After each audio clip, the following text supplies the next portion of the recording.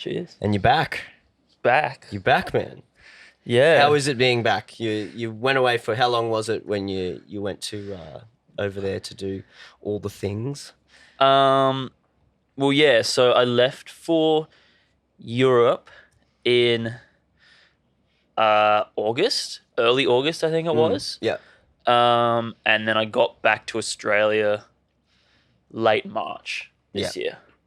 Yeah. And so that's good. Almost a year. Yeah. Almost a year. Were you meant to stay longer though? Like, was it COVID that sort of brought you back? Or? Yes and no. Yeah. Like, I didn't have like strict plans to stay longer, but that sort of like the potential for it got stripped away. Yeah. Like, I did have flights booked home because I needed a return flight booked for when I went over there to get my residency to live in the Netherlands. Yeah.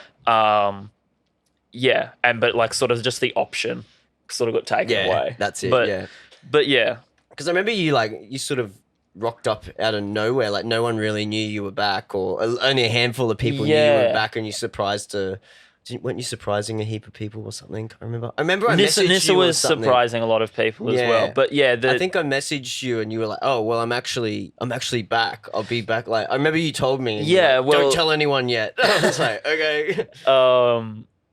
Yeah, no, because it was super weird because we came back into a COVID-riddled Australia. Yeah. Yeah, so I didn't move back to Brizzy until like 4-5 months ago now. Yeah. When I got a job. Yeah.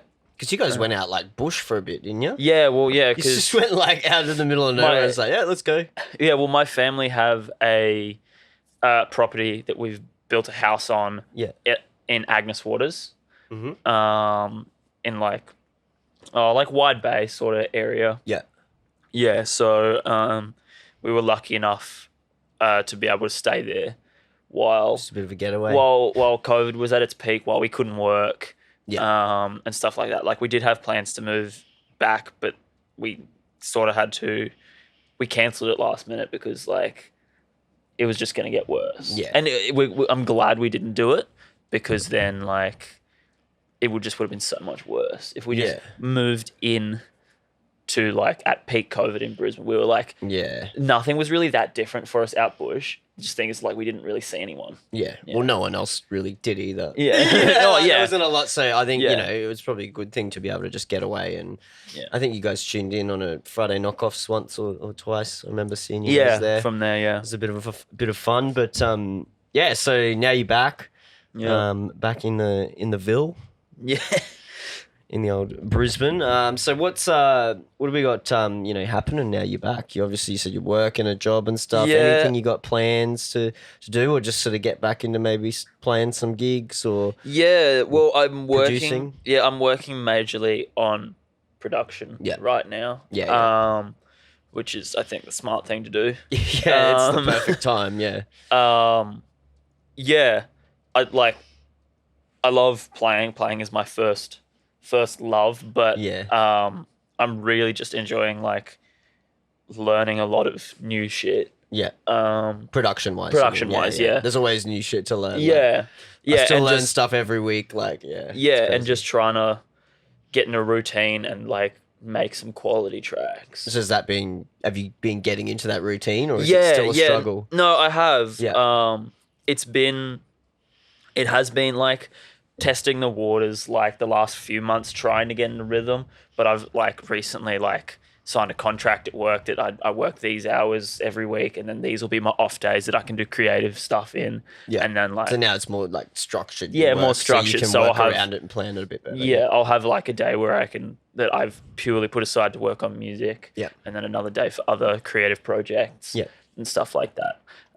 Which is it is helping a lot. But then like you do get into that idea like I've structured time for music, but then you go to work on music, then you're like, oh well, I'm not really feeling it. But like that's one of the things that I've needed to learn. Is like need to learn how to call upon the inspiration at will. Just starting. Hey, I reckon. Yeah, Like, a lot of the totally. times, once you just start something, it's easier to keep going than to stop. Like I heard someone speaking about it, and it was they were like a mind coach or something like that. Yeah, okay. They said they were talking about how like once you actually start doing an activity, it's actually more work for you to stop doing it than to continue doing it. It's like putting it all, get all the branding. Yeah. I don't know if you can even see them with the angle. You can up there probably. But yeah, they was talking about like once you start a task and doing it and you get in a bit of a flow with it, it's actually like easier to keep going than to stop like mentally, like for your brain, because it actually has to stop and think of what else it wants to do. It's more mental load on your brain. Yeah. So yeah, I always talk to people and say just, 15 minutes. Like start with 15 minutes and then you end up doing more. Like, and persevere, push through it. Yeah. Like, yeah. That's what I've found anyway, is like, if like I'm going with something and it's not great, just move on to something else like in the same track. Yeah. Like focus on if I'm like, if the bass is fucked and it's like really frustrating me, I'll then go focus on the drums. Yeah. Because like that's like, just like with everything, that's how I'll get stuck in that, is like I'll just get really frustrated focusing on like this one little thing. Yeah.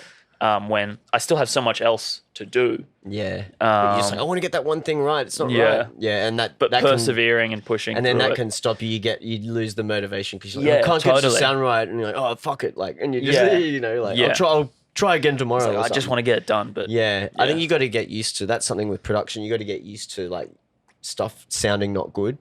You know what I mean? You got to be comfortable with that, because it's not always, it's pretty much never going to sound good straight away, like usually. So, bro, some of my songs, sometimes it does just work and something happens and you're like, oh, that's pretty cool. But I think everyone goes through that, where you just got to get used to stuff sounding like shit until you get good enough where you can make it sound good immediately. Quickly. Like quickly. Yeah. So let's talk about you trip over, over to Europe and everywhere, over to Mexico. Yeah. So Mexico, let everyone know, like if anyone doesn't know what you were doing over there, you won your shot and then you were like, catch you guys later, I'm going to do this, which you had already planned, you said. Yes. So that was planned before your shot. Yeah. It wasn't planned before your shot happened. I like planned it during your shot. Yeah. Obviously not with the idea that I was going to win. Yeah. And so I left like 2 weeks after your shot. Yeah. So I left to finish my study in the Netherlands. Doing over there, I did like a small course over there, which was like credit, gave me like points to finish my bachelor. And so I did a course on what was it? Dance music industry. I think was what it was called. Yeah. And it was really cool. It wasn't like a bachelor. Like they do short courses. Uni over there is weird. Yeah. And so that was the idea. I went over there for that, and then as part of that, they are sponsored by Dreamfields Mexico. Mm-hmm. Well, they had like a partnership. Yeah. So the few people that were in my course, I think there was like 13 of us. Yep. We all went to Mexico for Dreamfields. Yeah. Which is how I teed up playing there. Yeah. Yeah. That looked and mental. so, which was a year ago a year ago. Yeah. The festival wasn't exactly a year ago. I think the festival will be a year ago in a week. But it was a year ago. But I was in Mexico a year ago today. Yeah. Crazy, man. Yeah. So what was Mexico like then? Fucking incredible, dude. Yeah. What was your favorite things about there, and what did you do over there? I will do my precursor for Mexico. I was there for it was close to like a month. I think it was like 3 weeks. Yeah. Fuck, that would have been good. I did not shit normal the whole time. Yeah, the food. And because we were in like a villa, like all of us. It was such a hectic time. There was like 13 of us in like a villa. Oh. All creatives, like that would have been mental. Yeah, but because of that, like we were sharing rooms. my roommate, he must have fucking hated me. Just Shout out destroying Ruben, but Ruben, Yeah. just destroying the toilet every day. yeah, He's just like, oh, what's going on with this kid? yeah. It So was good food though, like was it incredible food. incredible food on the Incredible way food. in. Yeah, On the way in. I didn't love it so much on the way out, but Yeah. And so then you played at the festival. That was sort of teed up through the course you were doing, or was it sort of separate? no, or what? that was sort of like it wasn't like part of the course because the whole course that I was doing, it was purely business based, Yeah. and event based and stuff like Yeah. that. So I was working on other things in the event. I just knew the people who were working that stage, and like I talked to them.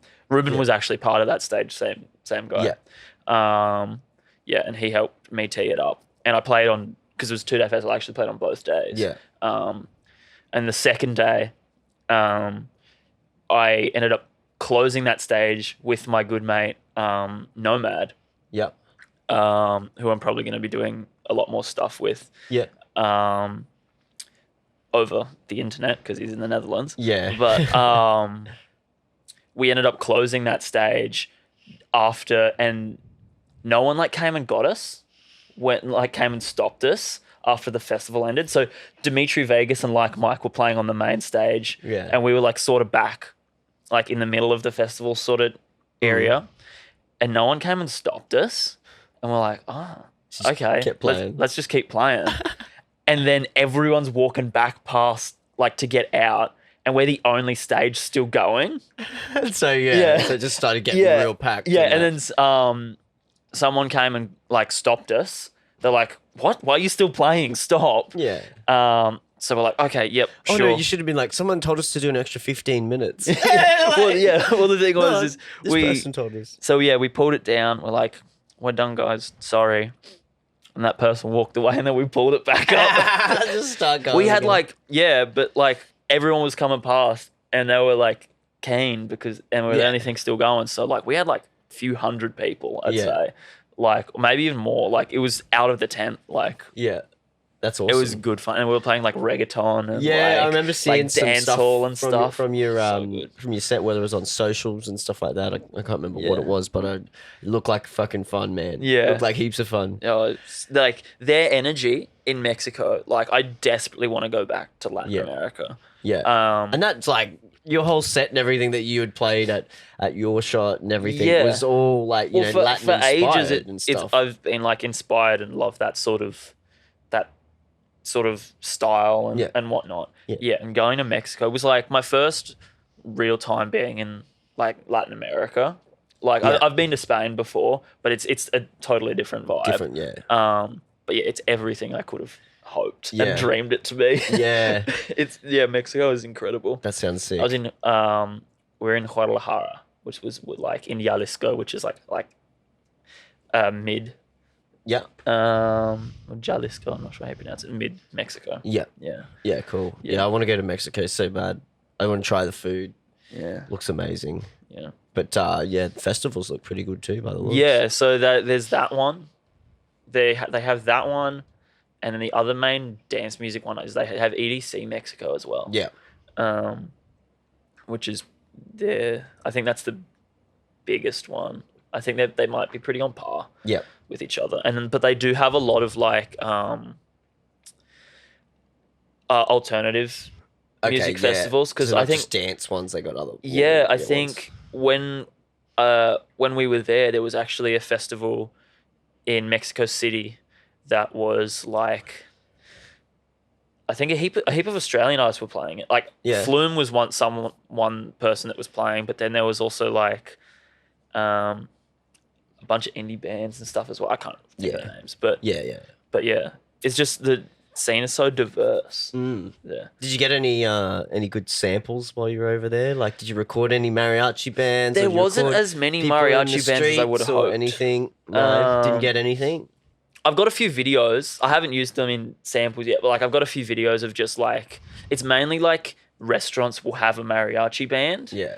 Like mostly as like a tourist thing, I guess. Yeah. It's not really a thing that they do every day. They're like, mariachi bands. We just missed Dia de los Muertos. So that probably would have been around that time. We just missed it. Or Day of the Dead. Yeah. That would have been pretty mental if you were there for that. Because I've seen some stuff when that's going on. There's like, it's a bit of a celebration. Yeah, well, they set up this in Guadalajara. They set up this like theme park. Yeah. It's a Day of the Dead theme park. That's up for like a couple months every year. Yeah. And there's like rides and stuff. And it's like a Warner Brothers movie world. Dia de los Muertos. Yeah, that's cool. Yeah. Like real big, like sort of rides and stuff? Like a I didn't go. But, okay, yeah. But yeah, we were supposed to go and didn't end up happening. Yeah. But yeah, I think so. Yeah. And so then that was, I suppose that was near the end of your trip, is that right? Over there? Well, I finished. You said it was you just missed that, so that's around May, isn't it? No, well, Dia de los Muertos is around Halloween kind of time. Okay. I thought Day of the Dead was in May, but that's all right. Oh, maybe I'm it is. thinking of something else. Yeah. It could be. Sure. Maybe they do it twice. If anyone knows, let us know. For some reason, I thought it was in May. Yeah. Well, the only thing that I'm thinking of is... So this was around Halloween time last year? Yeah. A year ago, like you said. Yeah. Because the only thing I'm thinking of is Boombox Cartel. He drops a Dia de los Muertos mix every year, and he dropped it recently. Okay. I think he dropped it recently. Yeah, cool. But yeah. Yeah. But I finished my study in the Netherlands. I think it was mid-January. Yeah, okay. Mid-January. And so then what were you doing the rest of the time you were there? Just doing a bit of travel and checking places out? Yeah, so then my partner and I, Nissa, we just went traveling. Yeah, cool. Yeah. That would have been pretty fun. Yeah, actually I might have finished start of February. But it was around that time. Yeah, and then we just went traveling. We went France. Around Christmas we actually did a little separate trip, but I still needed to go back to uni. But then our last trip we did France, Spain, Portugal.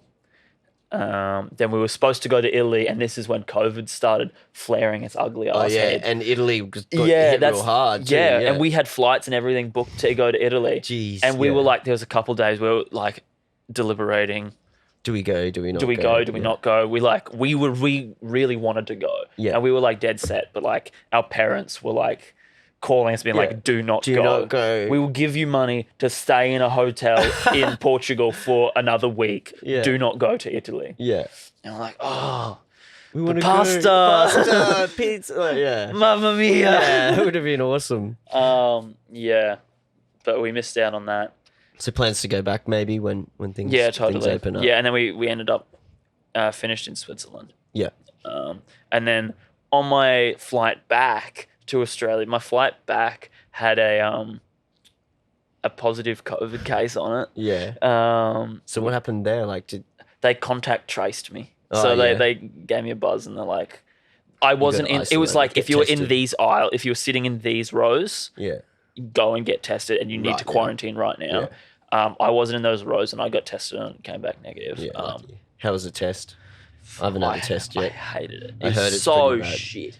Right up the back of the nose. Yeah, like I don't know if mine was just bad, but like I feel like I could feel it for a couple days. Everyone says it's bad though. Like everyone says it's bad, but a lot of people like, it just goes away. But for me, like I still felt like yuck up there. You could feel it right up there. Oh, yeah, not nice. No. So let's talk about what you were studying over there and some of the stuff you did with the course then, because I know you got to do some cool stuff. You went over to Amsterdam and did something, didn't you? Yeah, I did ADE. ADE. I worked for ADE. Yeah, so how was that? That was organised through your course? Or? Yeah. So they like again, it's like a partnership kind of thing.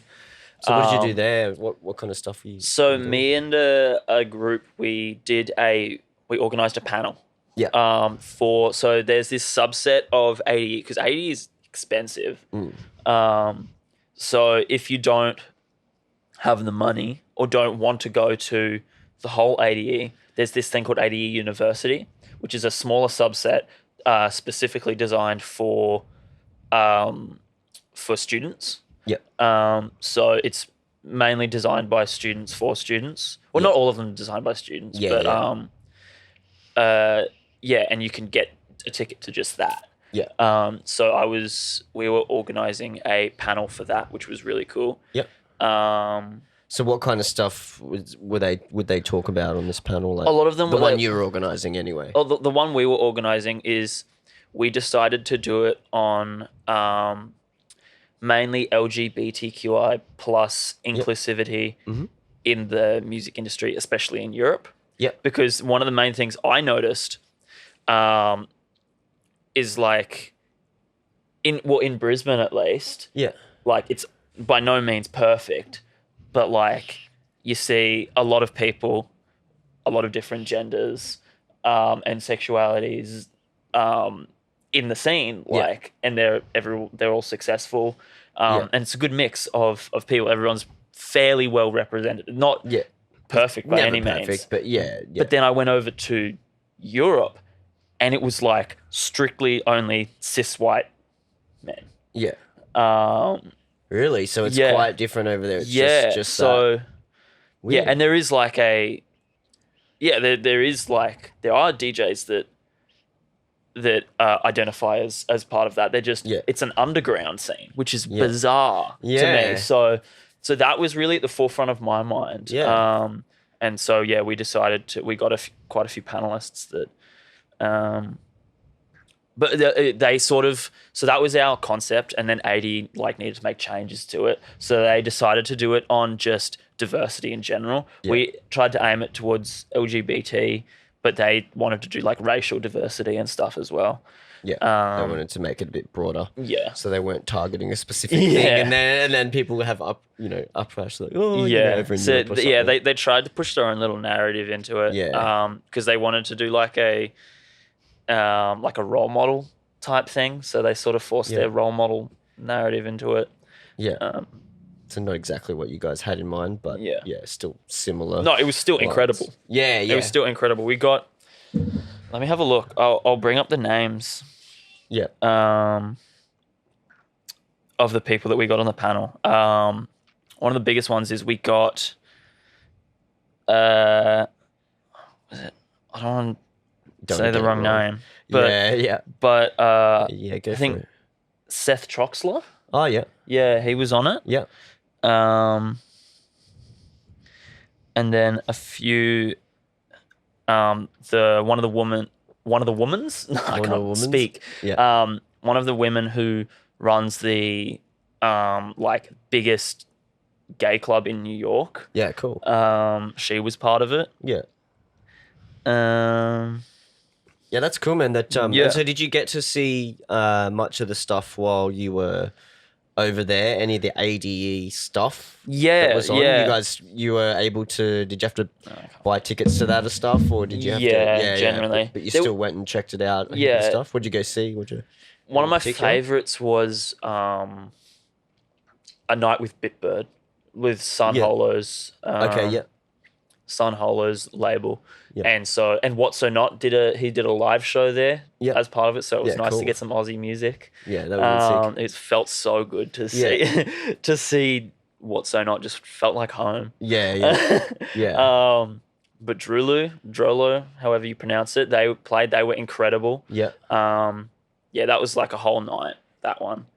And then Sun, obviously. Yep. And then what were some other ones? There was a couple like bars that were just doing like smaller like techno showcases and stuff like that I don't really, they weren't big names. And just then a cool event or something. Yeah, on the last day, my mate who I was hanging out with, he's like, "Oh, I just got free tickets to Martin Garrix."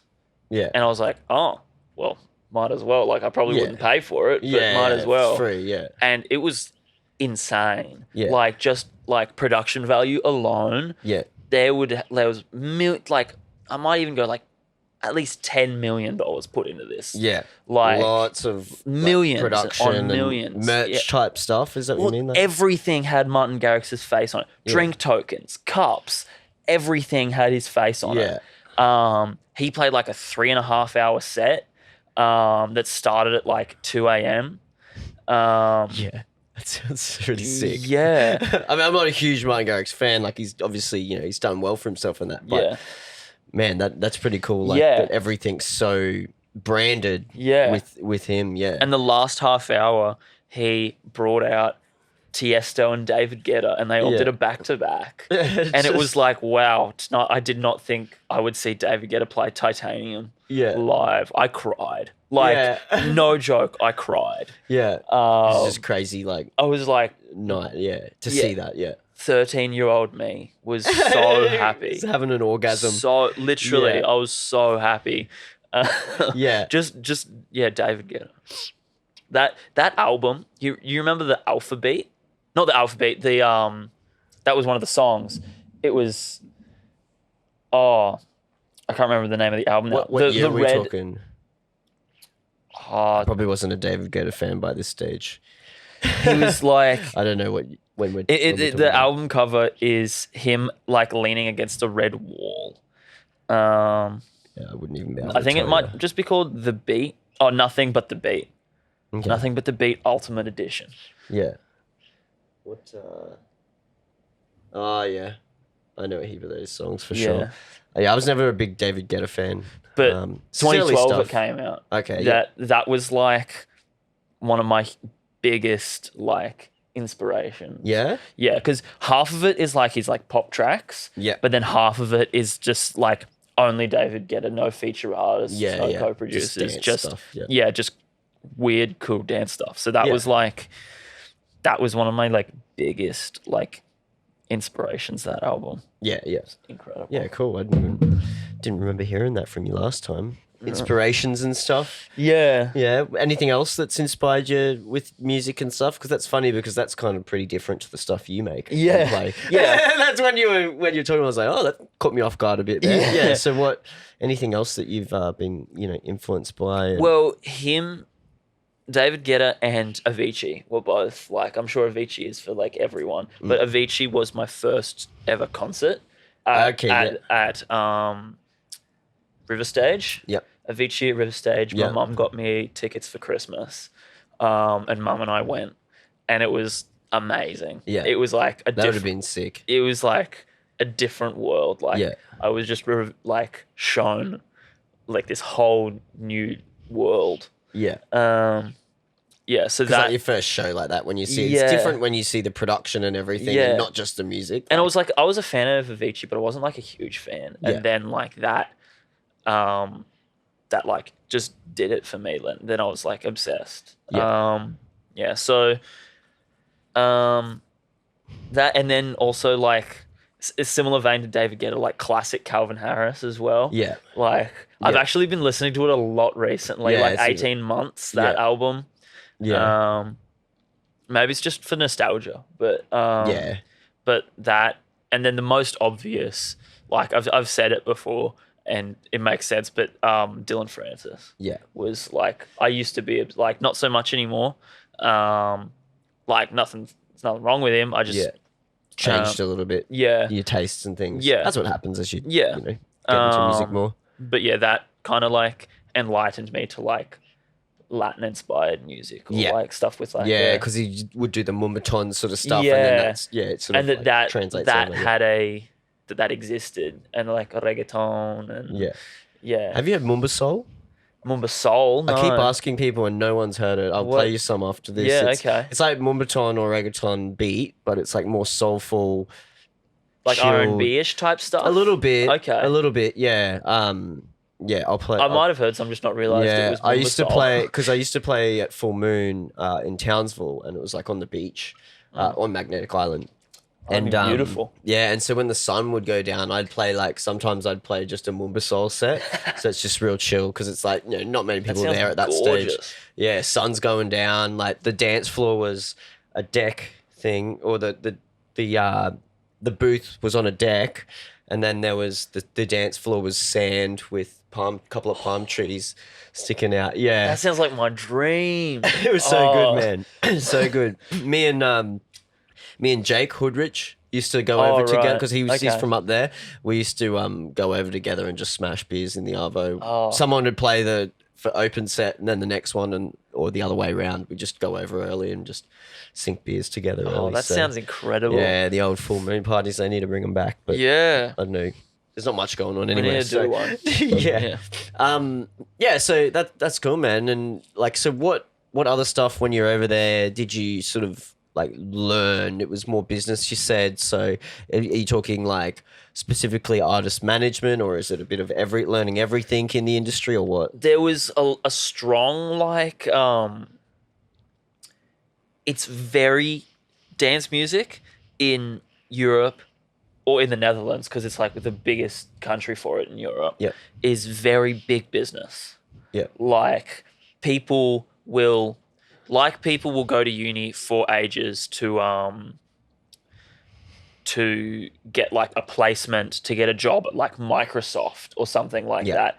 People in the Netherlands will do that for Spinnin' Records. Is you'll go to uni for years, and like you'll do courses and you'll do placements and whatnot, just with your whole goal is to get a job at Spinnin' Records. Yeah. An internship to start with, and then it leads to a job or something. Yeah. And like stuff like that. Like it's good because it's like the courses are very focused on you will leave with a job, which is good. But like it is great. Like you will, they will work for years to like, well, not just Spinnin', but like Revealed Recordings as well. That's just a good example. Yeah. Like Hardwell's label. And those big labels. Those big labels and stuff. So it was a lot of what we were learning was like the inner workings of like a large label. Yeah. And so like we had like lots of speakers and stuff from Spinnin'. One of the one of our lecturers is the manager of Firebeats. They're I've heard of Dutch. Firebeats. Yeah, they're a Dutch like duo. I'm not sure what they make, but so a lot of like big business stuff,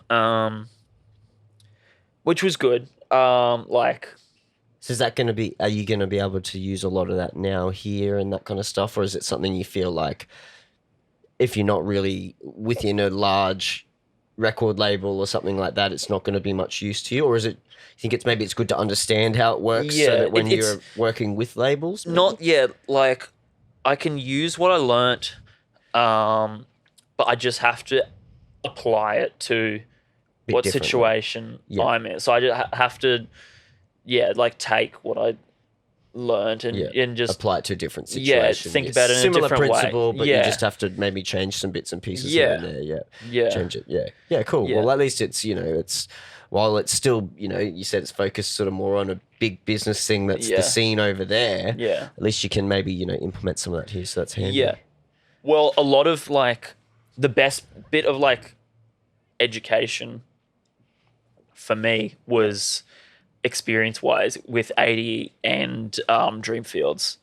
Yeah. Was like physically being in like these huge like 80. Well, that's the biggest dance music conference in the world. Yeah. And like a huge festival like Dreamfields, like how they work. Yeah, so you got to work within them kind of thing. Yeah, in cool. Like an actual, not just as a volunteer, like you have an actual role, you have responsibilities. Yeah. And you have people you are like you're responsible for. Yeah. So is that something you want to do maybe? Yeah, totally. Like, maybe festival stuff or I love educational, like Big Sound and that if it comes back as a physical event. Yeah. Stuff like that. You want to I love Big Sound. I worked for Big Sound when Big Sound was on 2 years ago. Yeah. I was a stage manager for Big Sound, which was really fun. And I really want to work with them in a larger capacity in the future. Yeah. But festivals are incredible. I love festivals. Working at a festival though, it kind of kills going to festivals a bit.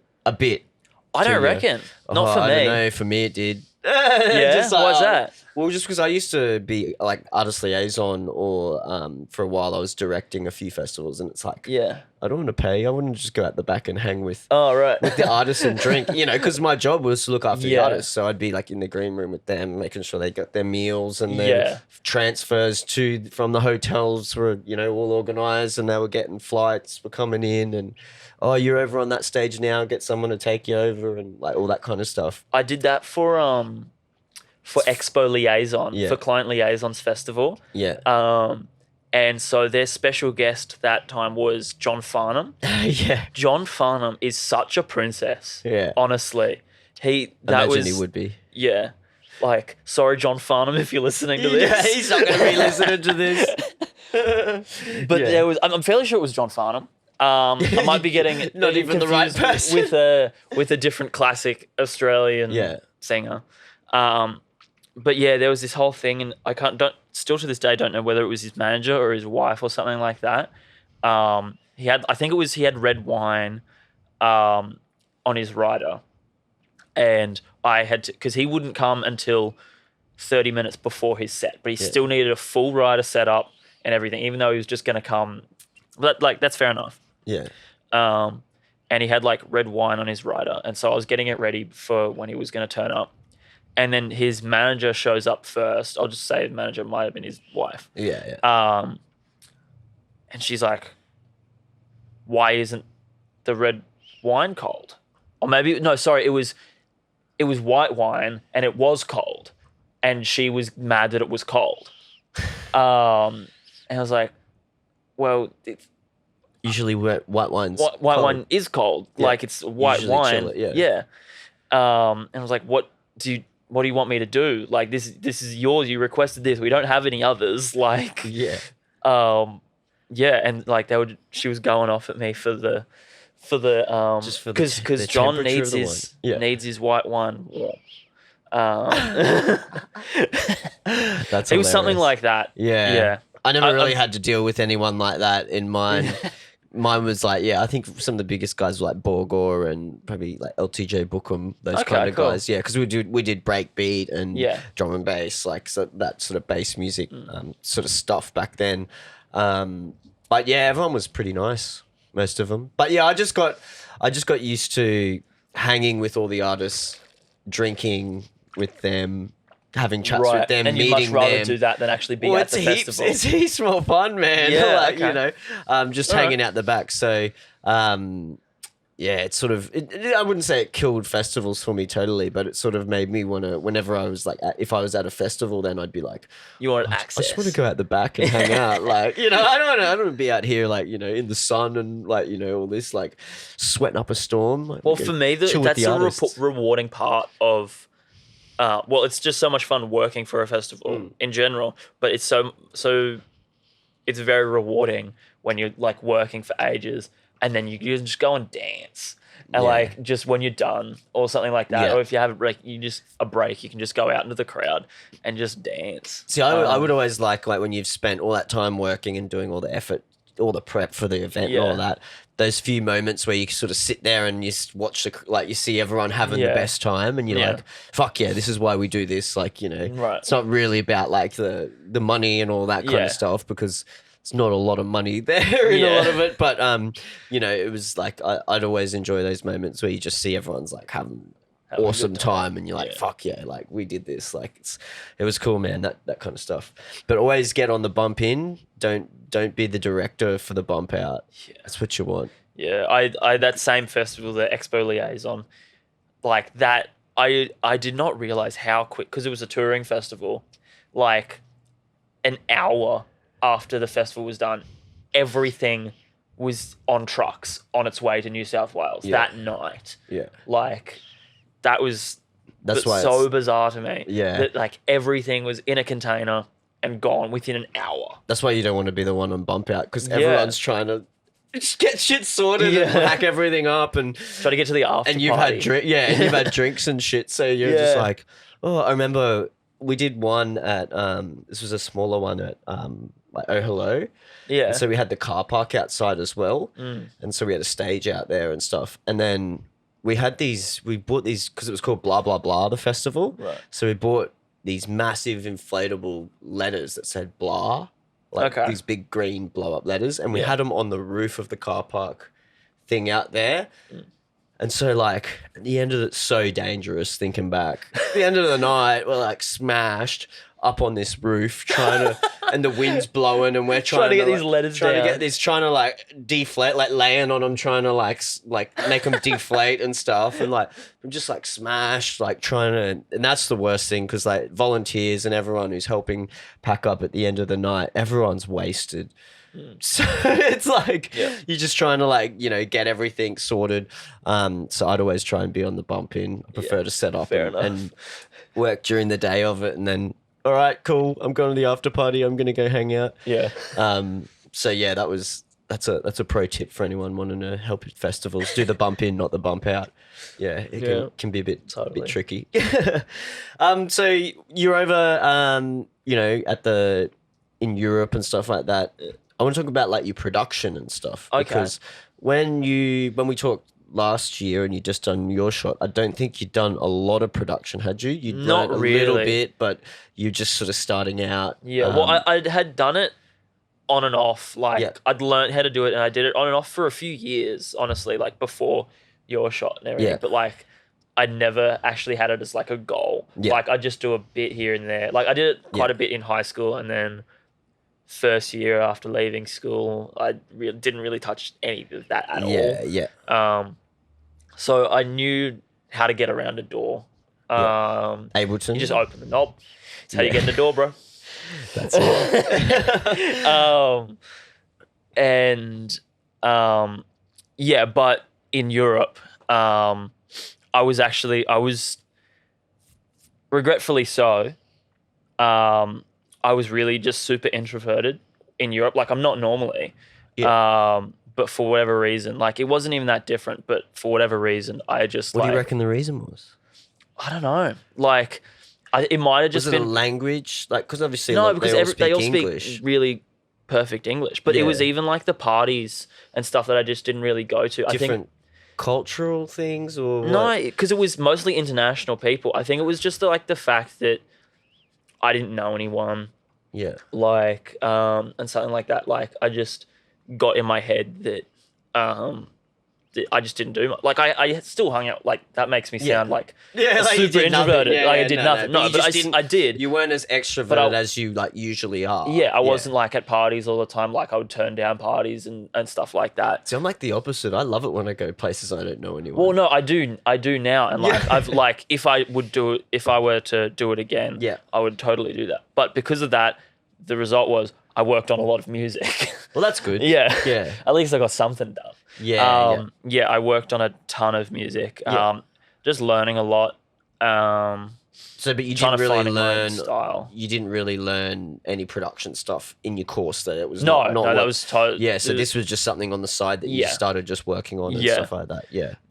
Trying to find like my style and what bits I'm good at and what I'm not. You figured that out yet? What do you reckon or something you enjoy making? Yeah, well, I work a lot with like flipping samples and stuff like that. Like my project file will be, and like my leads and melodies and everything will just be samples that I have like twisted and messed with completely. Like I won't have a lot of I won't have many serums and stuff like that. I'll mainly use that for harmonies and chords and whatnot.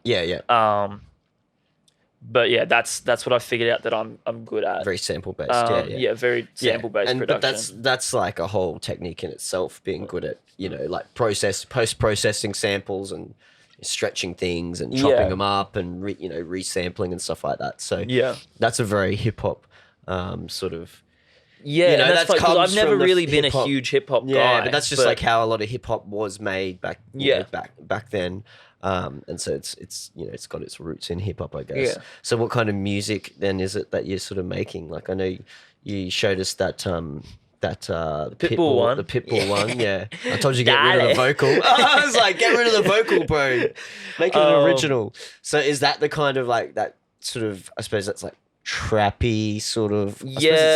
What would you call that? I mean, it's kind of trap, but it's sort of trap. It's like Latin inspired, like it's got those kind of like rhythms in it that are more like funky rather than just like a trap beat. And I think I think that one is. Oh, I can't remember what speed it is.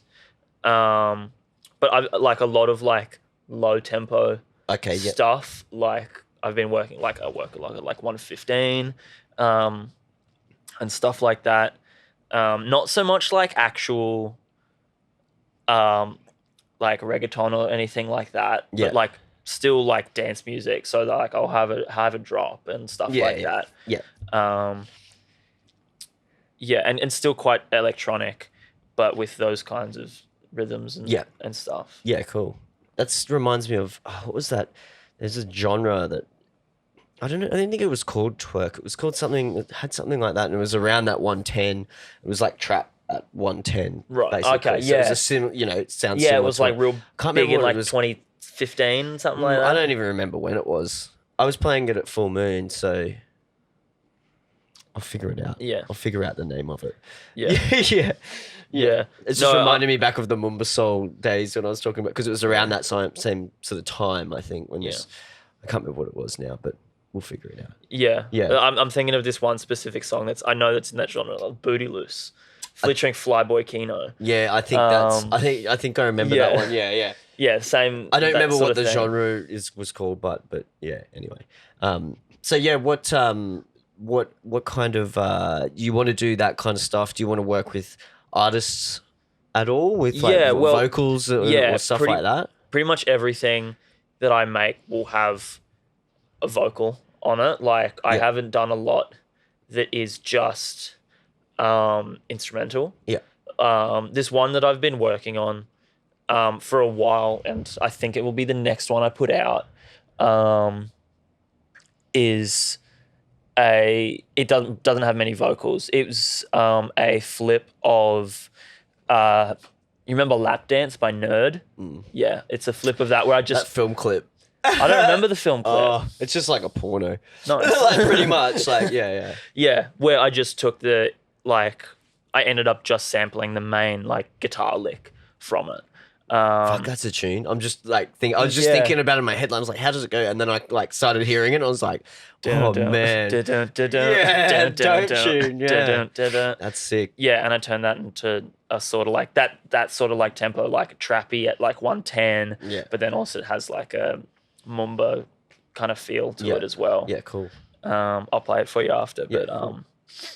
Yeah, because that's when I've seen and it's like I'm devastated that like that sample is the backbone of the song, but that's all I used from that track. I'm like, I really want to release it officially, but it's like, won't unless I can hit up Pharrell.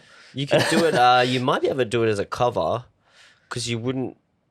But I'd have to change the sample, wouldn't I? Maybe. Because I don't know, because you can do covers of songs, and the writing royalties go to the creator. But that's only if you create your own elements. I think. If you get that sample, you could recreate it yourself somehow. Yeah, well, that's what I need to look up.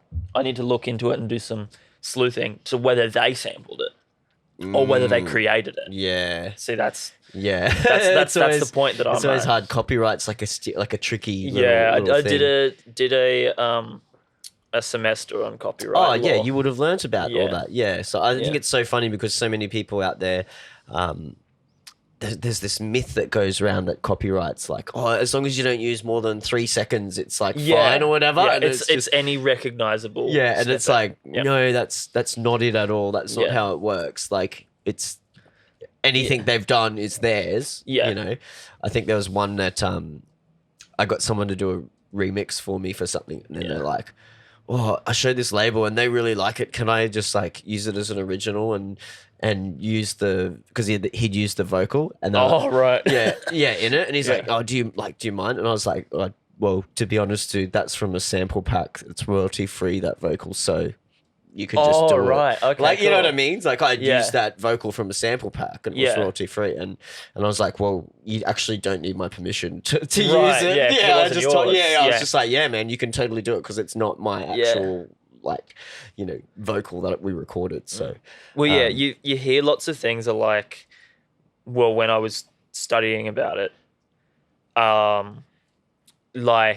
so it's any recognizable snippet. So like there's stories of people that have been sued for hundreds of $1,000s just for using like a snare that was taken from another song or taken from someone else.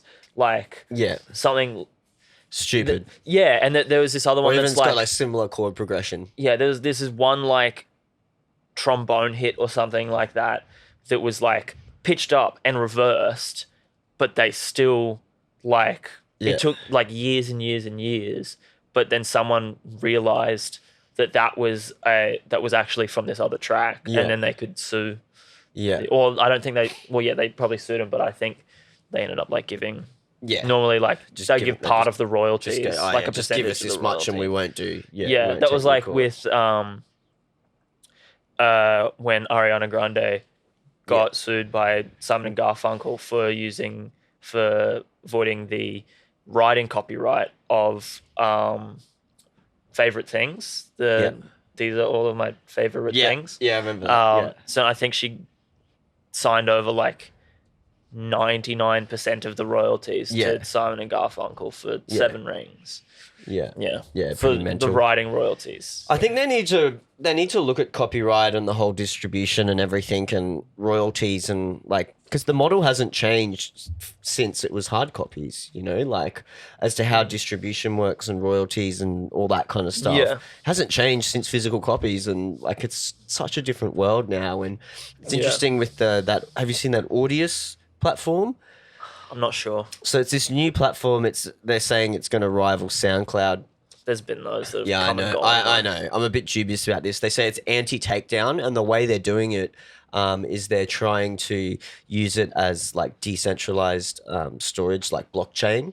So like same thing as Bitcoin. Right, yeah. So the people who own it or run the company will be like, well, we don't actually store the music on any of our servers or anything. It's stored on these nodes all over the world that other people have. So they're hoping that because they're thinking they won't be liable because it's not stored on there. They're not actually responsible for it. But I think they're underestimating the amount of money that like labels will throw at this to stop them. To take stuff down. Yeah, like I think they're thinking, it's this loophole or whatever, but I think labels will just be like, no, fuck you, we'll all bind together and have a huge lawsuit, and they'll get the best lawyers, and this company will just be like, oh, we can't like fight this, you know. I think that's what's going to happen, but everyone's like, oh, no one will take it down, they can't, like, and they're trying to use like a bit of a generally loophole. For like mixes and stuff, or for like remixes, everything. Yeah, so all the stuff that SoundCloud takes down, you know, because they're hoping that, you know, they'll be like, no, these guys are storing it in all these locations, not in our country or whatever, you know, like, so. But I think I'm a bit, so many people are like jumping all on it, like, oh yeah, this is going to be the next new thing, it's going to be awesome and that, and I'm just a bit like, might as well check it out. It's a loophole, so SoundCloud hasn't died yet. Yeah. It's still, I don't know, there's some things I don't like. I don't use SoundCloud much anymore, eh? I do, honestly. I only use it for storing, you know, songs for previews for people to have a listen to. Yeah. Really. I just find it's so hard to find music on it now. Like even when you follow people, discovering you like, is a bit harder because people you know, have all those what are they called, the repost chains and stuff. Yeah. And then someone will like be someone you follow, they'll share something that's totally not even their genre, or you know, like totally opposite to what, because they're signed up to some repost chain they're in, and some totally different tune comes and it's like, oh, that's not what I want to listen to. You know what I mean? Like it's sort of muddied the waters with it. They almost need to refresh it all and, you know, get back to how it used to be. Yeah. But yeah, so that's interesting. You did a bit of copyright stuff, because I always enjoy talking to people about it, because it's a little bit, especially if people actually do understand it. Because a lot of people are like, oh, what's the like rules on copyright? But love a bit of how I chat about copyright. Yeah, that's it, man. All right, let's have a quick break and we'll come back. Ooh. Sounds good. All right, we're back, mate. And we're back. And we're back again. We were back at the start, and we're back again. And we will be continuously back until the end of time. That's it. So, what has things been like since you've been back? How have you? All over the place. Yeah, because I mean, it's been weird for everyone, and it's interesting because you did your shot and you won, and then you sort of just disappeared. Yeah. And now you've come back. Not that you disappeared, but you Yeah. left. You weren't playing clubs and venues, and people weren't seeing your face everywhere. And now you're back, and it's sort of like there's nothing really open, so there's not really any opportunities to play honestly. gigs. Whereas usually when you win your shot, you get bulk. People book you for a heap of gigs. You get to play a lot around the city, and you sort of get a bit cemented. Have you found that now you've had that break, that maybe some of that momentum sort of died a little bit for you, slowed down? I mean, it's slowed down for everyone because there's no gigs on. But is that something that you maybe not regret, but you sort of like you think about it like, oh, should I have done that? Like, well, what do you think? Yeah, no, I don't regret it, but it's definitely. I'm sure you wouldn't regret. But but it's definitely something that I have to consciously like think about. Like I have to work for that to get that momentum back. Yeah, exactly. Because for example, you look at someone say like Badger, who you beat, the first loser. Sure did, as he says. Yeah, sure did. And he's playing a heap of places and gigs and stuff, and he's sort of established himself a fair bit since that comp. And obviously a great guy and great DJ. So, is that something that now you sort of that's what the goal is, to sort of get back to having that momentum and really start pushing the music career again? Yeah, I just really want to just be doing something all the time. Yeah. Just always have something going. To do with music. Yeah, something in the works. Yeah. Well, my goal over like everything for my career is like at the moment, because it's the easiest, like I'm a musician, but my goal is to be like a sort of multifaceted creative. Mm-hmm. All under Shaw or whatever name I'll go by, but like I want to be doing events, even if I don't necessarily play at them. I want to do events, do other releases, do just cool projects, and just also be releasing music, just like sort of like Nina Las Vegas does like that sort of stuff. Like she doesn't get on Triple J so you can get established then. Oh, I love that. Because that's kind of like, she started like Triple J, and then that's why she could branch out and do all the other things, because then people know who she is and that kind of thing. Yeah. And the guy who owns and runs like all the hard summer festivals. I can't remember what his artist name is. But yeah, he like plays at his festival. He makes the festival that he plays at his festival. That's like that on a big scale. I don't want to be doing it to that scale. Well, maybe eventually. Yeah. But that's not the goal per se. Yeah. But yeah. I at one point I want to work up to that, is to just be a multifaceted so events creative. And stuff like that, more rather than like you don't really want to get into video and photography and that kind of stuff, but more just the actual project as a whole. Or like working with bringing other creatives, a group of creatives together to make a project, to do a thing. That I'm sort of like not the sole creator of, but like the initiator of the project manager or whatever. that sort of thing is like the director, getting these creative ideas happening with a bunch of other creatives. So you're thinking of maybe an event or something, or doing something in the near future, or? Well, I've had a few different concepts in talks with, like I've been working a lot with like Lennon of LBM. The LBM at the moment. And we've been doing a lot of talking about things happening, and plans for events and stuff like that when we can start that happening, and I'll probably be helping them out with that, which is cool. And I'm just happy to be doing that at some point, just to a degree, to that degree, because you've already really my own stuff. You've really already got sort of, I suppose, experience doing a lot of this, and you've probably learnt a lot of that in your course. Is a lot of it to do with events, the stuff you learnt? Like, was there a big section of that to do with running events? And generally my study here in Brizzy was a lot more focused on the events than over in Europe. because I think they did a whole different events course, but I did a lot on events at JMC. Yeah. Okay. Yeah, and we did Big Sound. Like Big Sound was part of it. My Big Sound job was separate to JMC stuff. Okay, yeah. So but there was also like gigs at the zoo, a lot of like the Foundry. Yeah. That we Foundry's got a new like club bit out the back. Yeah, well, it's not Foundry anymore. Yeah, they've changed back to whatever their original name was of it. I can't remember what it is. Yeah, I feel like it's got Princess in the name. Yeah, or something with P. Yeah, they've changed it. But yeah, that La La Land, it's like a club sort of section. I don't know. Or something.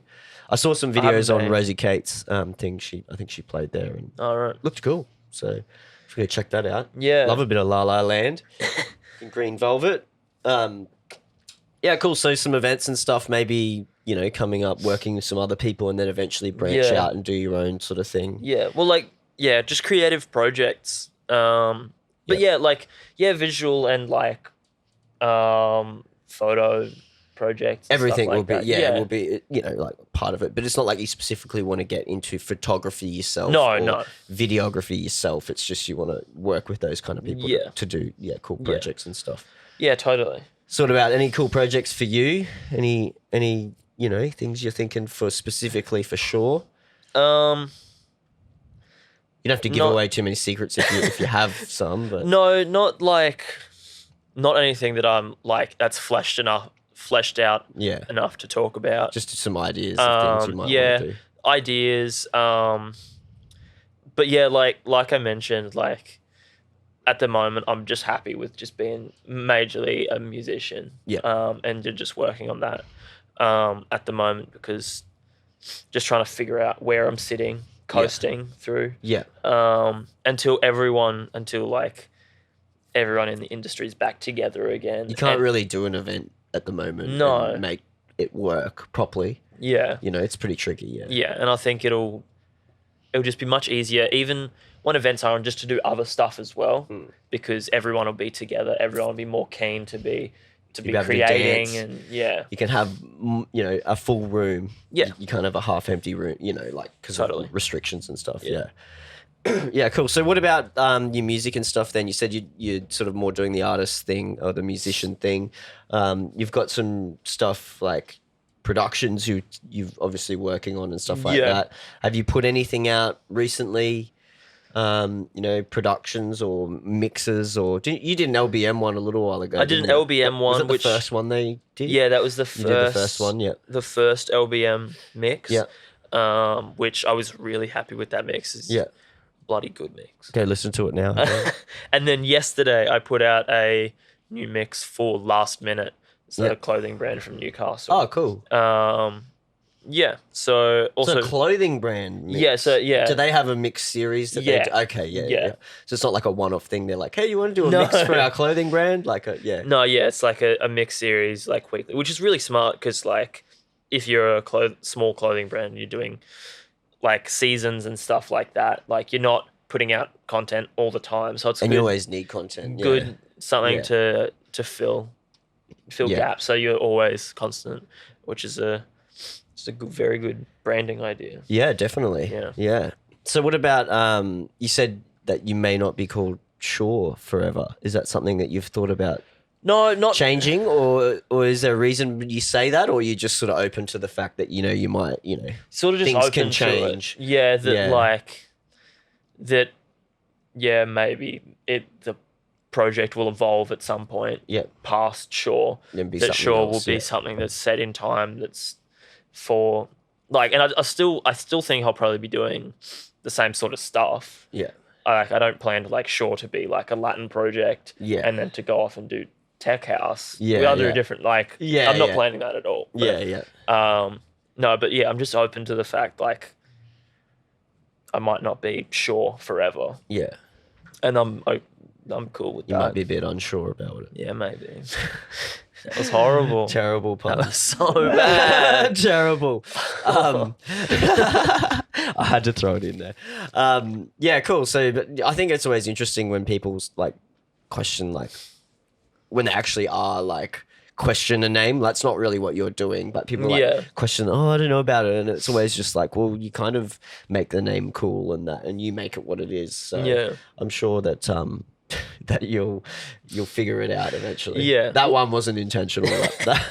I like the idea of just going by my name, but Yeah. like it's not a very memorable name. It's like, but I just like the idea of like, because everything I do, like I said, like it's not a Latin project. It's not like this is what I make. And if I'm doing a bunch of other creative projects, it's like me, what I want to be creating and what I want to be putting out. So it's like an accurate representation of who I am. So that's why I like. You've showed me, it's not Latin at all. Like, Yeah, you know, like it's totally. just, it's different, you know, it's not a Latin vibe at all. So it's like, you know, it's not like it's just a Latin thing. It's just stuff you love.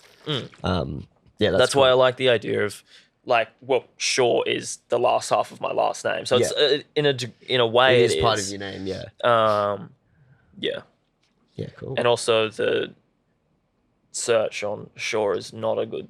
It's a very common name. Yeah, that's the other thing. Yeah, you always need it to be a little bit unique, I suppose. Yeah. It's no, I like it, but yeah, it's very hard to search.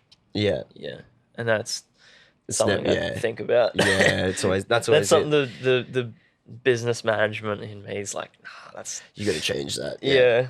I was gonna go by Nessa talked me out of it, which I'm very glad she did. I'm very glad she did. What were you gonna go with? I was gonna go by Grubby. Grubby.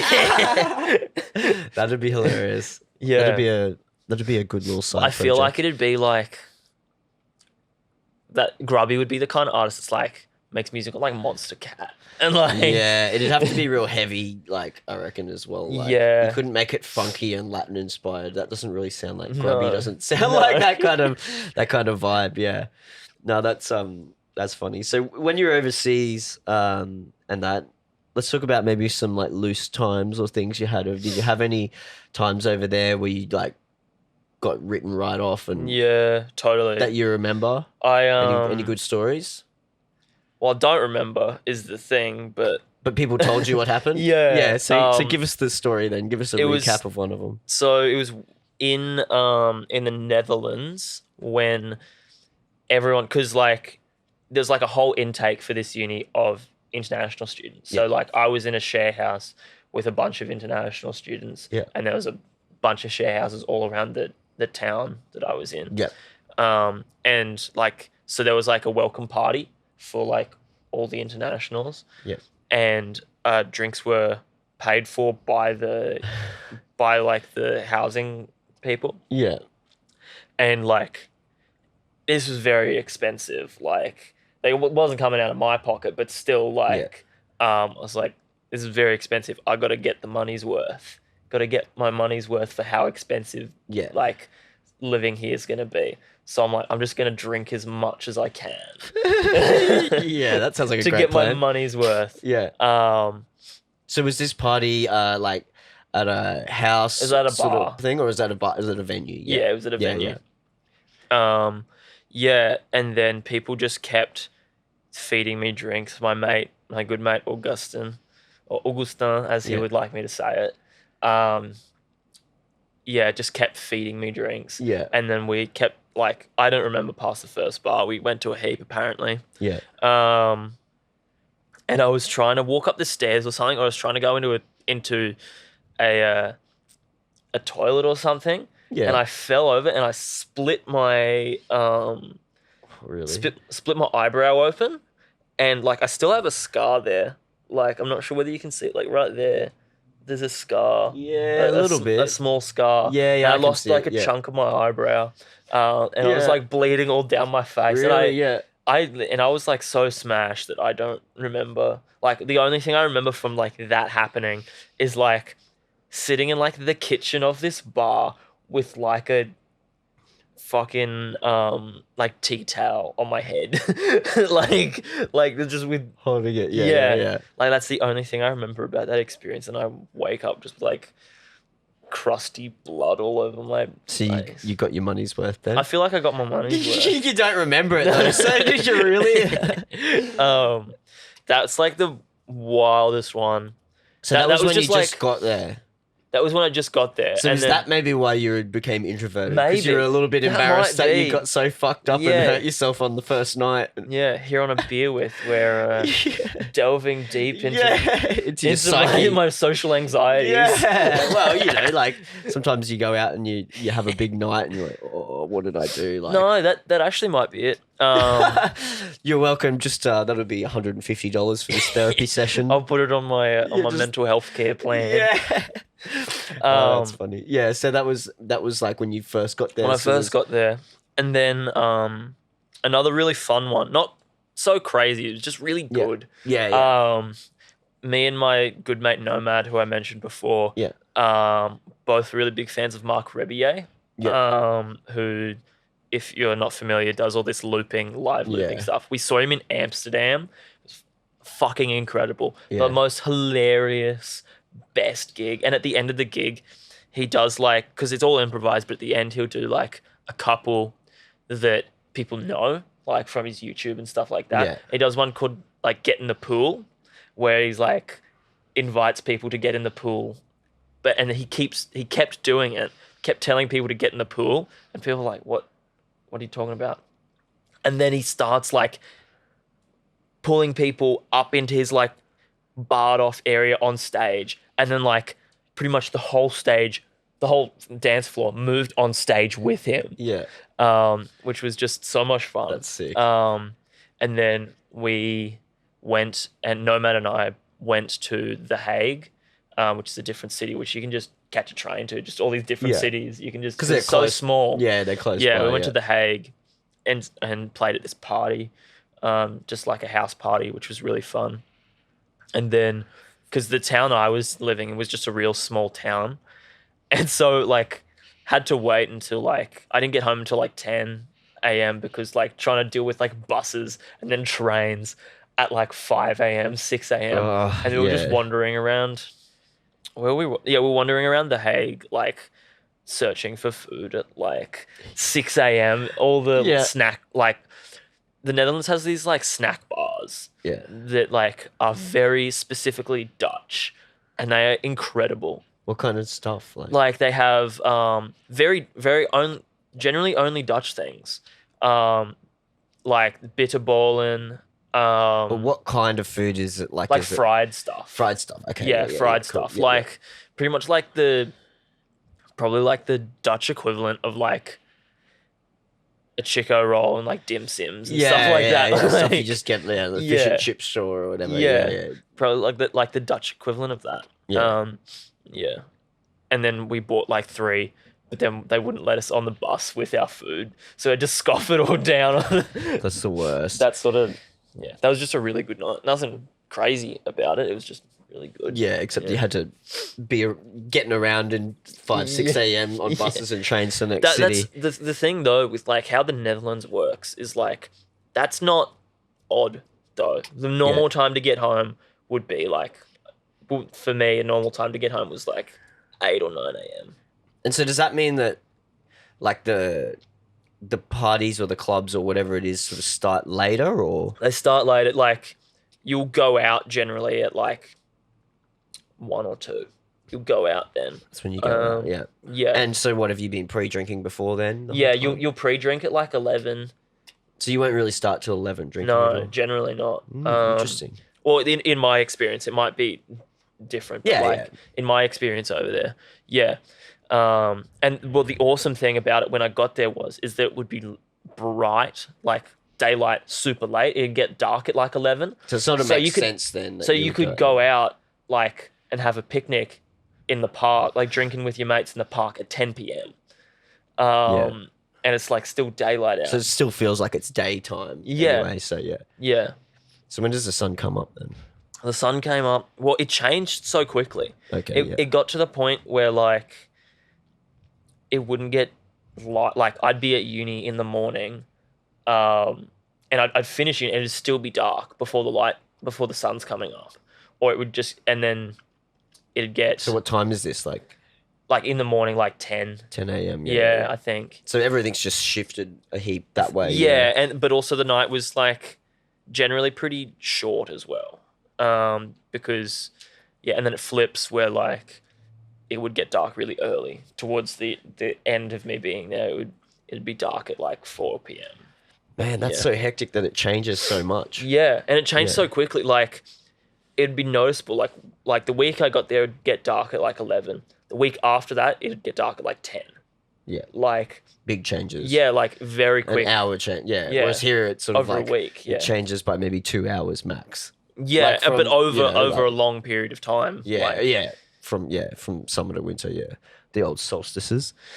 Yeah, damn, so love a solstice. Was there any like cultural things you went and did over there, apart from going out and going to the snack bars? That's pretty cultural. Yeah, was there any like cultural festivals or things you went to see or places or anything like that? Not really. It was just party and dance music. Yeah, like I mean that's what you were there for, so it makes sense. Well, like Amsterdam is pretty Amsterdam's really old. Like just going through like the old districts and stuff in Amsterdam. Didn't like do anything cultural. Well, we went on a classic boat ride down the canals of Amsterdam. Gondolas or whatever. Yeah, boats down there. Like it's not really a cultural thing, but like you got to see a bit of the city in that. Yeah. Smoke a bit of weed in the cafes or whatever. Yeah. That's cultural, isn't it? Yeah. Is that cultural? Well, yeah. Amsterdam? Yeah, it is. I mean, it kind of is, yeah. Yeah, and you can buy like brownies at just like the corner store. Like mushroom? You can get like mushroom stuff with mushrooms in it and that. Well, truffles are popular there. Yeah. Truffles are pretty popular. Yeah. Which are like, but people don't really do truffles often. It's more of like a tourist thing from my mates over there. They're like, it sounds we like don't do that. It's just a tourist thing. Yeah, they'll do it once in a blue moon sort of thing. Yeah. Yeah, cool. Man, that sounds like a good trip. And so you want to go back, you said. You still got to go see some places that you didn't get to see over there and probably catch up with a heap of friends you've made. Yeah, I want to work over there. So with my residence, I can go back. Yeah, it's spinning. Sure, and spinning records going to happen. No, probably not. So you can go back over. What do you mean by residency type thing? So so I was a legal. Did you get married to someone over there? Yes. Yeah. Does Nissa know Bjorn, about this? Bjorn, if you hear me, I don't love you anymore. So how does that work? Like, because you've lived there because I was doing uni over there, I could get a residence, and so I can go back for a year whenever I want for job seeking and for working. Yeah. And so I can just whenever I want, I can like redeem that year and just go and have residence for a year. Yeah. And if you get a job, you could stay there then. Yeah. Yeah. Yeah. I'm not exactly sure how that would work, but like I'm not sure whether it's like Australia where they like have to like you have to sign something for you that they have they to pay like, money usually as well. Yeah, that they're like taking care of you sort of thing. Yeah. Yes, they have a job. They're responsible for you. Yeah. I need them to work at my job. So they've got a job, they're gonna pay taxes. Yeah. All that kind of shit. Yeah. Yeah, cool, man. So that's obviously I wanted to go back next year, but that's probably not going to happen. Who knows how it's going to go, Also, we're trying to plan a... well, this is one of my major ideas. I probably should have mentioned it earlier, is trying to plan a Latin America tour with Nomad and my other mates from the Netherlands. Yeah, that'd be sick.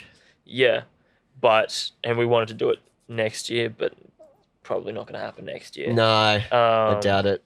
Yeah, I was like... And we thought for sure, like, next year will be fine, for sure. But now Europe's getting fucked, and so is Mexico and Latin America, Brazil. Yeah. Pretty lucky here, eh? We're doing pretty good now. Like, really good. Yeah, really good. Really good. Everyone else is, like, about to go back into more lockdowns and shit, like UK and all that. Like, and the US is about to burn down. Who won? I don't know. Do they know yet? I just remembered that. I know it's been close for the last... no one's won yet, I don't think. No, I think Biden was up, but... Well, I think there's riots from, like, Trump supporters and stuff. Of course. I reckon there'll be, like, a civil war or something. Cheeky civil war. I don't think it's gonna... I think it'll calm down. Like, I think there's a lot of unrest, but I think once the result, whatever it is, comes out, I think it'll probably calm down. Yeah. And it's looking like, from what I've heard, Biden will probably take it out. Who knows? Yeah. Well, I was supposed to go really mind either way. to the US for my Your Shot festival, which I don't know what will happen. Don't know what's happening now. Yeah, we those don't know what we'll festivals do. may not even come back, so it's like No, like I'm sure something figure out at some point. But it's not even a Your Shot this year. Like it was meant to be. Yeah, just started totally. Back, kind of thing. I kind of wish that they maybe did like a Your Shot something, like a live stream where they get all the winners from. Just to be present. An online stream festival where they get all the people who've won over the last few years from all the cities together and play. Yeah. Something cool to idea, just have it. People don't forget about Your Shot. Not that they're going to forget about it, but I think it'd be cool that they could still have that little bit of a presence. Yeah. Well, I reckon they'll come back big for. Oh yeah. For next year. Because they had a new city this time. I think they were meant to be going to. Well, I thought they were supposed to... Was it New Zealand? They were doing New Zealand, but I think there was a new Australian city. I really want them to do it in Darwin. I reckon that'd be sick. Do it in Darwin. That might have been... Well, especially now that Darwin and the Northern Territory are having festivals and people Darwin and Perth are having their moment, which is so good for them. Yeah. Because usually they're so overlooked. Yeah. And I really hope that this helps them get a more structured industry, and actually puts them on the map so that tours and stuff do go there. Yeah, and it is an option for. It's just the thing is, it's so hard to get to Perth, for example, because our festival was breakbeat based, and all of in Perth they do on Boxing Day they do Breaks Fest, which is the biggest breakbeat festival in the world. Yeah. And so it's on Boxing Day, and then ours would be the day after. So we would have to and I just know that the flights from Perth to here, it's takes ages and it costs way more than any of the other flights around Australia. Yeah. And so it's for example, Bombs Away, they were from Perth. That's where they started. Oh, really? I didn't know that. And they moved to the Gold Coast because they were when we were touring, flights just cost fucking heaps to go from Perth, to Sydney, then back, then to Melbourne and back, and then to Brisbane and back. So they were from a logistics standpoint, it just those places just wouldn't make sense for how much money they'd make. So that's always been their sort of the thing that sort of holds them back a little bit is that it's that physical distance that is just a little bit further. But if it's popping off and it's the only place you can go to sell tour, tickets, and if you can't go anywhere else to tour or play gigs, that's the place. So and hopefully it builds that scene and it gets popular over there. So you said, people will go there and go to those. Yeah, things, well, that's the thing. I think that's a lot of the reason is that you can put on a show there, but to have to pay that much to get there, and being not sure it's going to sell out, or not sure whether it's even going to sell very well, it's too risky of a. They've got some cool fest. Breaks Fest is huge. It's on a big natural amphitheater they've built, awesome. And it's it's incredible, man. I haven't gone to it yet, but it just looks amazing. All the footage I see, and it's all dope breakbeat artists and stuff like that. So really cool. Yeah, I'm hoping that Australia, Brisbane and Perth and Darwin and these places that are maybe a little bit, like you said, overlooked, start to rise. Because I've always felt that Brisbane's had a lot of talent, a lot of really great DJs, a lot of talented artists and stuff like that. And it's almost like people are just no, we don't care about Brisbane. You know what I mean? It's Melbourne, Sydney are the two places, and it's I think hopefully that this little period we've had where Brisbane's done, being able to open up a bit, and then Darwin and Perth, hopefully that opens people's eyes up a bit, and people maybe come up here and fingers crossed. start doing some cool shit. Yeah. Well, it's got nothing to do with fingers crossed. I've got to put the work in, but yeah, that's it. That's it. Yeah, man. Well, so anything else you got coming up? So you got your mixes out. You got any of those tracks that you've showed me? You thinking of releasing anytime soon? So I put that. I premiered it in the new mix I put out yesterday. Mm-hmm. The last minute mix. Which tune? The lap dance. That one. Yeah, yep. Lap dance track. One, yep. Which is a flip of Nerd Lap Dance. Yeah. So I'm putting that out soon. I think I want to get out in the next few weeks. Before the end of the year. So that just be like a SoundCloud thing, or are you going to try and put it out? Well, I'm Figure looking out if you can put it out. I'm going to look into options, but it's probably going to end up just being a non-official. Have you heard of Mixbank? No. So it's by Dubset, which is a company that has been working to get deals with major record labels to do. You can basically go on there and you look up whatever song, and they'll tell you whether they've got a deal with that label, and if you can do an unofficial remix and put it out on iTunes, Spotify, and all the platforms. You don't. It depends. It's so the deal depends on what the record label is. It might be like you can put it out, but we get all the royalties, or they might be like you can put it out and you get 10% of the royalties, and we get the like they basically decide what it is, but it means that you can actually put it out on those channels. Yeah, gotcha. And it's legit. Like it'll say unofficial remix, but you're allowed to put it on Spotify or iTunes like I put a remix out. Empire of the Sun, We Are the People. I did a remix. So I could put that out on iTunes, but not in Australia, because it's all to do with the labels where it's who distributes it in what zone and stuff. Yeah. So they didn't have a deal in Australia, but it was like in the US, it's out in the US and all these other places. Oh, right. Yeah. So you can't listen to it here. That's bizarre. Yeah, on those platforms anyway. So, but yeah, you can always chuck it on the old YouTube. Yeah, do you know YouTube's like apparently 50% of all music streaming is through YouTube? No way. Well, because think about it. If you go to a party or you go to someone's house and you want to show them a song, you just get on the internet and go to YouTube and put the song in. Like that happens a lot, Yeah, I didn't think... I'd think like... My guess would be like 30%. This was a little while ago I heard this, so I don't... people probably taking more market share when they, popular Spotify and that, but... it was a huge, it was a huge percentage when I remember hearing someone gave a webinar or talk on it. No, I guess it makes sense. Because you think about how many people use YouTube just to listen to music. Well, the more I'm thinking about it, it's I actually do that a lot. Like if I'm putting a mix on, I'll just go to YouTube and... Yeah. So yeah, it's interesting. People don't think about that, but you can put all your music on YouTube, and even if it's someone else's tune, they'll just give the royalties to that person if that's what the person's allowed, which most of them are. So yeah, cool. Well, we'll look out for these tunes coming out. Yep. And the mixes. Any more mixes coming out for anyone or anything? Not really. That's in the not that super planned. I have a It reminds me because I need to send off my press kit, but I'm doing a couple festivals in January. Yeah. Up north. Cool. Which can is you now? Can you say what they are or anything? Or not when's this coming out?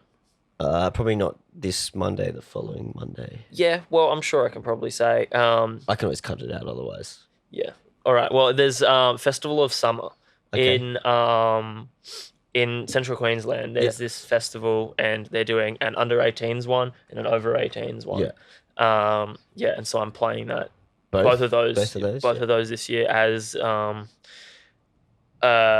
of the head acts, which is exciting. That's cool. I think last year they got East. You know East. It's like EVST is the pop act from New Zealand. I do know. No.